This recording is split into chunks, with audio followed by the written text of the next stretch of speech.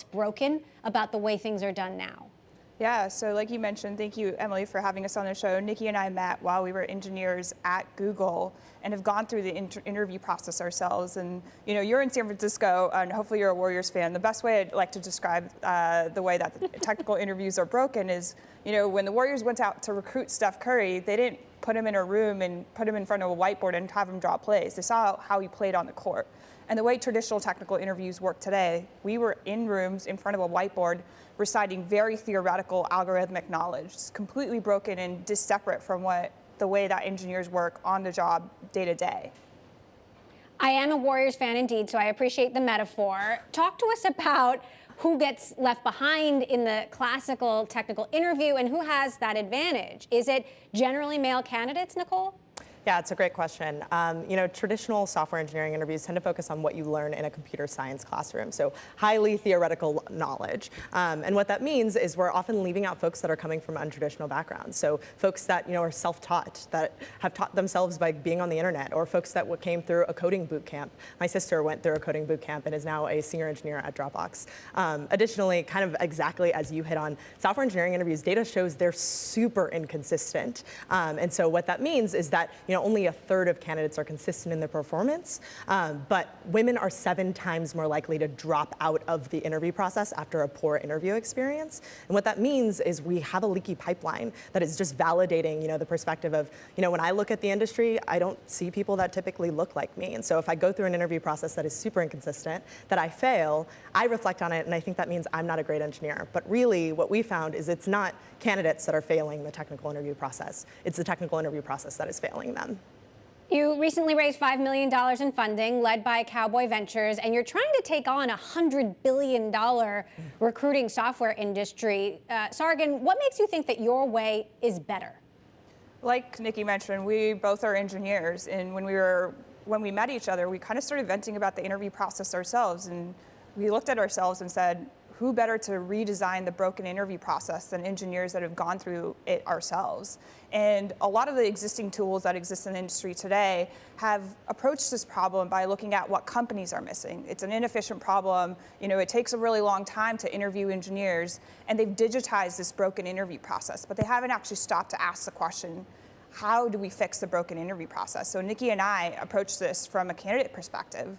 What do we want the interview process to look like? And so Byteboard is a project-based interview that actually evaluates for skills that are used on the job. It allows companies to hire the best technical talent in a way that allows them a higher degree of confidence and, like you mentioned, a higher ROI in terms of time to hire. There's so much movement happening in the job market right now. I recently interviewed the CFO of Alphabet, Ruth Porat, about the Great Resignation, as it's been called. Take a listen to what she had to say. I don't think it's the Great Resignation. I think it's the Great Reshuffle, and people are reflecting on what do they want and how do they want to work and how do they want to live their life. So I think for all of us thinking about what does that mean for our institutions, it is about evolving the way we work, the way we interact, the expectations that we have. Nicole, what trends are you seeing in the job market right now? Are engineers reshuffling, reflecting, and what do they want?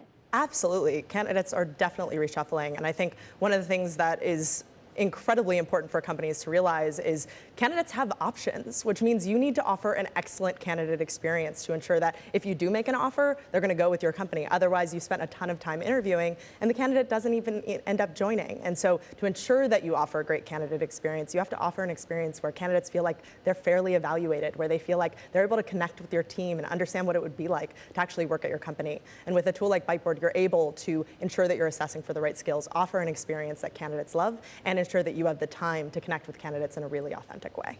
Now, your clients so far include Lyft, Figma, Betterment, so you are racking up some of the more established names. That said, I'm thinking about this statistic that was incredibly depressing, that women-founded companies got just 2% of venture capital funding last year.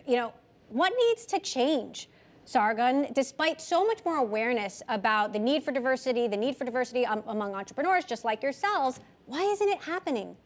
Yeah, it's a great question. And Nikke and I just went through our fundraise process, and we were fortunate. We had a lot of interest, and we're intentional about the cap table that we designed.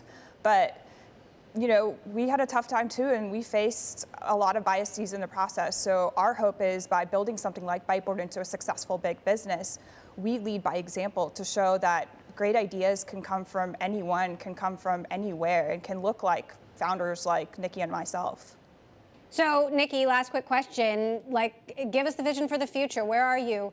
Where's the company a year from now? Yeah, we're so excited about this next phase for Byteboard. We're spending a ton of time right now hiring and growing our company so that we can actually meet the demand that we're seeing for companies that want to use Byteboard in their hiring process. We're also launching some really exciting new product offerings, including our Byteboard Hiring Consortium that will basically allow candidates to take one Byteboard interview and share it with every single company in the Byteboard Hiring Consortium. You can imagine as a candidate, if you're interviewing with 10 companies, that's a lot of time spent in interviews.